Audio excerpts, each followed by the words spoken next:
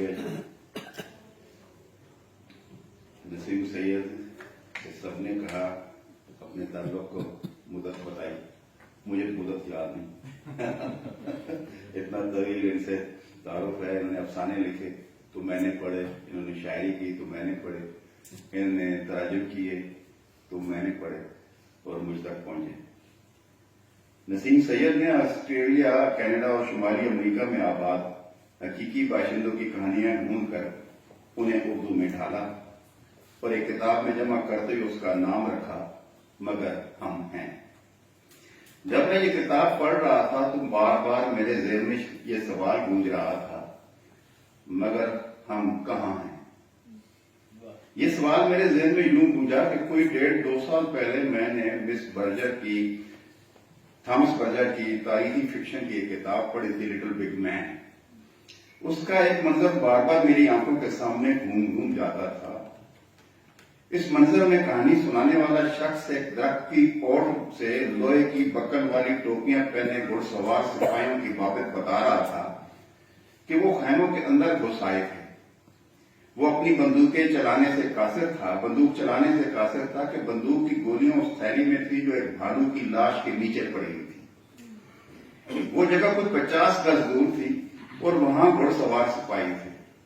سپاہی اس کے گھر کو پامال کر چکے تھے. انہوں نے اس کی 2 عورتوں کو قتل کر دیا تھا. اس کی محبوب بیوی اور نوزائیدہ بیٹی کی جان خطرے میں تھی. بندوق اس کے پاس تھی مگر وہ خالی تھی.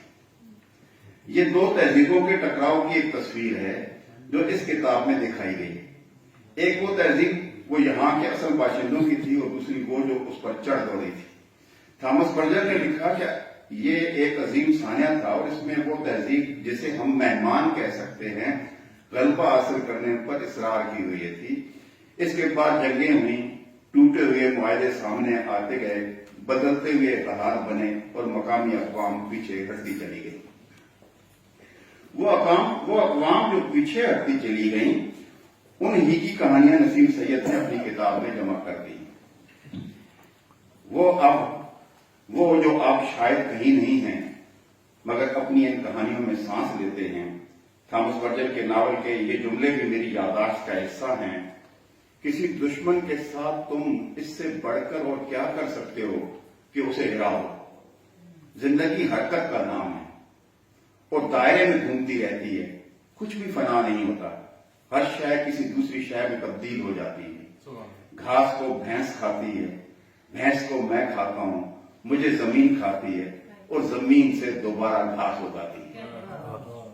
مگر ہم ہیں کی کہانیوں میں بھی دائروی چکر کا ایک ٹکڑا ہے جسے اپنی کتاب میں نسیم سید نے زندہ کر کے ہمیں بہت کچھ سوچنے کی تحریک دی. یاد ہے 1788 میں یورپی نو آباد کار وہاں پہنچے تو مقامی اقوام کے ساتھ انہوں نے ظلم و ستم کی انتہا کر دی تھی. نسیم سید لکھتی ہیں کوٹ، مجھے نہیں معلوم ایبوریجنل سے میرا کیا رشتہ ہے مگر شاید کچھ ہے ضرور کہ میں ان سے خود کو جڑا ہوا محسوس کرتی ہوں. وہ ایبوریجنلز کو پہلی اقوام کے طور پر شناخت کرتی ہیں اور ان کے تعارف میں لکھتی ہیں کوٹ، یہ وہ لوگ ہیں جن کی تہذیبیں ہزاروں برس پر محیط ہیں، جنہوں نے زمین کو ماں اور آسمان کو سایہ جانا، جن کے خوف فطرت کے رنگوں میں سانس لیتے ہیں اور جن کی زبانیں قصے اور رسومات وقت کی دھوپ میں چھپ کر زندہ ہیں. نسیم سید ایک مدت سے کینیڈا میں مقیم ہیں، معروف شاعرہ افسانہ نگار ہیں، تاہم ان کی توجہ ایک مرکز شمالی امریکہ کے حقیقی باشندے اور ان کا یہی زندہ ادب بھی رہا ہے. یہ اس حوالے سے ان کی تیسری کتاب ہے. پہلی کتاب شمالی امریکہ کے حقیقی باشندوں کی شاعری تھی. اشاعت سے پہلے جس کا مسودہ انہوں نے مجھے رائے لکھنے کے لیے بھیجا تھا. سچ پوچھیں تو تب پہلی بار میں اوریجنل کے ادب کی طرف متوجہ ہوا تھا. نسیم سید مسلسل ادب سے متوجہ رہی. اس سے ان کی دوسری کتاب یورپین و آباد کاروں کے ایبوریجنل ادب پر اثرات کے نام سے آئی. یہ ان کا تحقیقی کام ہے اور اس میں کچھ شاعری کے مزید تراجم شامل کیے گئے. یہ تیسری کتاب مگر ہم ہیں ان 2 سے یوں مختلف اور اہم ہے کہ اس میں شمالی امریکہ کے حقیقی باشندوں کی کہانیاں ہیں. ان باشندوں کی کہانیاں جن کے بارے میں اعلان کیا گیا تھا کہ وہ جنگلی جانور تھے اور چند برسوں میں اپنی موت آپ مر جانے والے تھے. وہ جن کے اجداد اس سرزمین پر 70,000 سالوں سے آباد تھے اور اپنے شب و روز کی داستانیں کبھی پہاڑوں پر نقش و نگار بنا کر، کبھی ہواؤں کو اپنے گیت سنا کر، اور کبھی برفیلی راتوں کو اپنی پرمشقت زندگی کے ذکر سے گرماتے اور خود کہانی بنتے جا رہے تھے۔ نسیم سید نے لکھا ہے کہ یہ کہانیاں جو ہم اس کتاب میں ترجمے کی صورت پڑھ رہے ہیں، ان کی 1.5 سال کی محنت کا اجر ہے، مگر جو ہی میں نے اس کتاب کی دوسری کہانی پڑھی تو مجھے یاد آیا کہ یہ تو میں کچھ 4 سال پہلے انہی کے وسیلے سے پڑھ چکا تھا۔ شاید تب سے وہ اس کام میں مصروف تھی۔ انہوں نے مجھے ٹیلر کی جو کہانی میل کی تھی تب وہ تماچا تھی، کتاب میں یہ بدل کر مصنوعی ذہانت کا تماچا ہو گئی۔ مصنف کے بارے میں ان کا کہنا تھا کہ یہ صاحب ٹورنٹو کے ایک بہت معروف ایبوریجنل ناول نگار، نگار اور فلم میکر ہیں، جبکہ جس فائل میں کہانی بھیجی گئی تھی اس کا نام تھا میں ہوں، کیا میں ہوں؟ لیجیے اب مجھے یاد آ گیا ہے کتاب کا سر تک، مگر ہم ہیں دیکھتے ہی میری سماعت میں سوال کی ایک اور صورت کیوں گونجنے لگی تھی۔ ٹیلر کی کہانی میں کمپیوٹر کی بلینک چھوڑ دی گئی اسکرین پر اچانک یہ پیغام جگمگانے لگتا ہے، میں ہوں۔ اور اس کہانی کا مرثی کردار مصنوعی ذہانت پر کام کرنے والا پروفیسر کنگ جنجلاہٹ میں ادھر ادھر دیکھتا ہے۔ یہ آج کا منظرنامہ ہے جس نے انسانی وجود کی بابت کئی سوال اٹھا دیے۔ جب ڈاکٹر گیل چیمبرز کی مدد سے بات آگے بڑھتی ہے تو مصنوعی ذہانت اوریجنل اقوام تک جا پہنچتی ہے، اور جو کہانیاں اے آئی کے زیر غور ہیں اسے وہ انتہائی افسوسناک قرار دیتی ہے۔ 90 ملین اولین باشندوں کا قتل، انہیں قتل کرنے والے خود کو زیادہ انسان اور زیادہ ذہین سمجھتے تھے۔ انہوں نے ان کی زمینوں پر قبضہ کیا۔ کینیڈا میں ابوریجنل کی نوجوان حاملہ عورتیں اچانک غائب ہو جاتی یا انہیں قتل کر دیا جاتا۔ اے آئی کا سوال تھا، کیا یہ افسوسناک نہیں ہے؟ اے آئی کا کہنا تھا کہ یہ سب ان ذہین لوگوں کی وجہ سے ہوا تھا جنہوں نے اب مصنوعی ذہانت تخلیق کی ہے۔ یوں مصنوعی ذہانت اپنے آپ کو مجرم سمجھنے لگتی ہے، اسے انسانوں کی ذہانت اتنی ہی خطرناک لگتی ہے کہ اس سے اس کے ہاتھ کھیلنے سے، اس کے ہاتھوں میں کھیلنے سے انکار کر دیتی ہے۔ ایسا افسانہ نگار نے سوچا ہے، کاش کہ ایسا ہی ہو۔ اس کتاب میں نسیم سید کی ترجمہ کی ہوئی نیٹو قبائل کی 9 کہانیاں ہیں، کچھ طویل، کچھ مختصر۔ کچھ کہانیاں تو جیسے جلتا انگارہ ہیں۔ جو ایکلائڈیا کی کہانی چیئرز ٹو دا وچ، مشقت میں ڈالی گئی اس غلام بنا لیے گئے حقیقی خاندان کی جوان سال عورت کی کہانی ہے، جو حاملہ ہوئی تو خوش تھی کہ وہ ماں بنے گی، مگر خوفزدہ بھی تھی کہ نہ جانے کل کو کیا ہو۔ اسے ماسی لوانا نے بتایا تھا کہ وہ 9 ماہ تک اپنی کوکھ میں پلنے والے بچے سے جتنا پیار کر سکتی ہے پیار کر لے، کہ اس کا بچہ سب کچھ سن رہا ہے، سمجھ رہا ہے۔ اسے خوف بھی تھا اور اس کا دکھ بھی کہ جو بعد میں ہو سکتا تھا۔ تب اس نے کہا تھا کہ وہ بھاگ کر جنگل میں چھپ جائے گی۔ ماسی نے اسے اپنی چھاتی سے چمٹاتے ہوئے کہا تھا، نہیں میری بچی، تجھے کوئی پناہ نہیں دے گا۔ ہمارے جنگل، ہمارے دریا، ہماری زمین اور ہم سب کہہ دیے۔ وہ امید سے ہونے کا راز چھپانے کو گھنی جھاڑیوں کے درمیان ایک ٹوٹے پھوٹے مکان میں چھپ گئی تھی۔ سر جیمس وائرا نے اس کے شوہر پر تشدد کیا اور پوچھا رہا کہ کتیا کہاں گئی؟ اس کی کھال ادھیڑ دی گئی، مگر وہ منہ سے نہ پھوٹا کہ اسے بھی اپنا بچہ عزیز تھا۔ مگر یہ راز ایسا نہ تھا جو چھپا رہتا۔ وہ دھر لی گئی، اس کے شوہر چور کی ٹانگیں کاٹ دی گئیں اور وہ مر گیا۔ ماسی کے بھیجے کو گولی سے اڑا دیا گیا، بچے کو بچا لیا گیا کہ یہ چرچ کا حکم تھا۔ وہ سفید بھیڑیوں کو منہ سر پیٹتے بددعائیں دینے لگی تو اس کے منہ پر ٹیپ لگا دی گئی۔ اس کا بچہ چھین لیا گیا۔ زندگی اس کے لیے نہیں تھی، لہذا وہ اسپتال کی دوسری منزل سے کود گئی۔ جب سر جیمز وائرا نے خبر سنی تو دوستوں کے ساتھ شراب کے گلاس کو ٹکراتے ہوئے کہا تھا، چیئرز ٹو دا پچ۔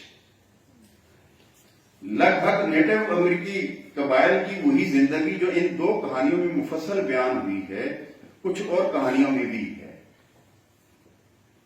ایک اور کہانی میں دانوں پر زندگی کے تمام راستے بند کر دیے جاتے ہیں۔ وہ پنکھے سے جھول کر مر گیا تھا۔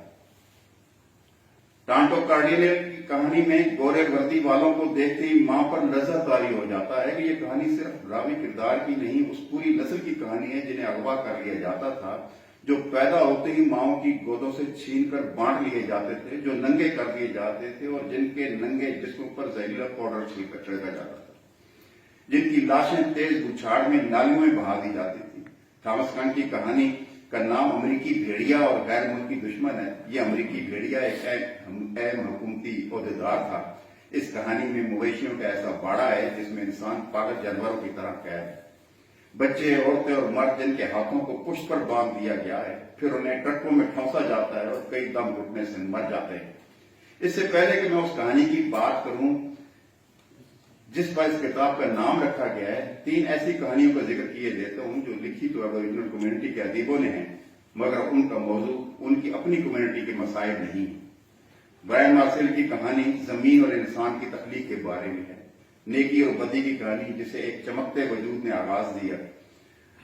دریا ہائٹ کی کہانی کا نام بھیڑیا نما عورت ہے، ایک ایسی عورت کی کہانی جس نے اپنے بچے خود غرضی کے دریا میں ڈبو دیے تو اس کا آدھا جسم بھیڑیا کا ہو گیا تھا۔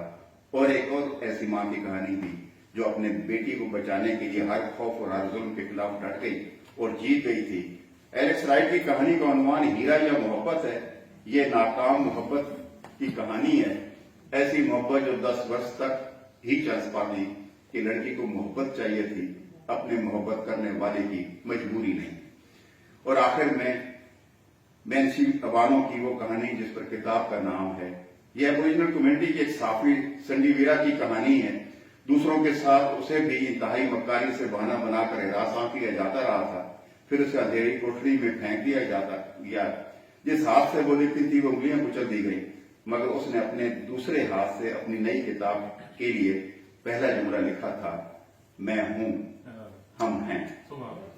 ان افسانوں کو پڑھنے کے بعد میری طرح آپ بھی نسیم سید سے اتفاق کریں گے کہ پہلی اقوام صرف برائے یادگار نہیں بلکہ بقا، مزاحمت اور روشنی کا استعارہ ہے۔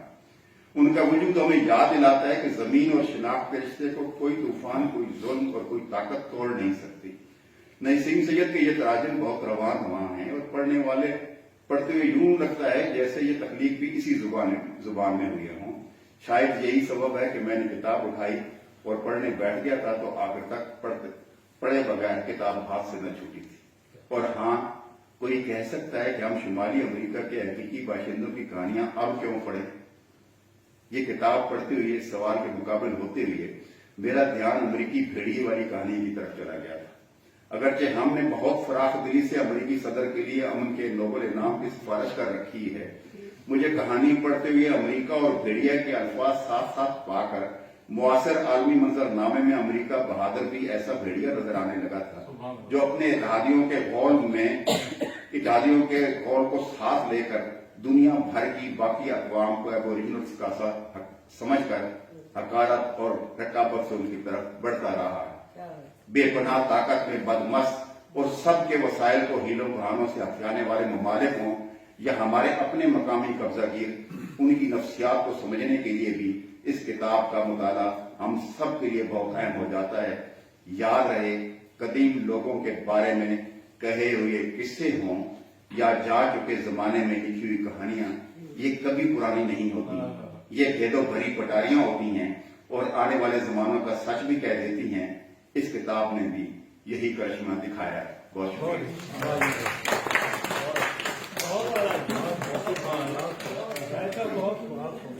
سبحان اللہ، سبحان اللہ، سبحان اللہ۔ جناب محمد امین شاہد صاحب ظاہر ایک بہت ہی اہم ادیب ہیں اور نقاد ہیں، تو جو انہوں نے تنقیدی جائزہ لیا ہے وہ بھی ایک تخلیقی سطح پہ تخلیقی تنقید ان کے جائزے میں ہے، اور جو لائف سائیکل کے جو حیاتیاتی دائرہ ہے اس کا ذکر کیا۔ بہت ہی صاحب مطالعہ ہیں جناب محمد امین شاہد صاحب، لیکن انہوں نے کھل کے اعتراف کیا کہ جب ان کے سامنے شاعری کا مجموعہ آیا تراجم کا مسودہ، تو یعنی وہ پہلی دفعہ یعنی وہ جو تراجم ہیں، جو اوریجنل کی جو پوئٹری تھی وہ ان کے سامنے آئی،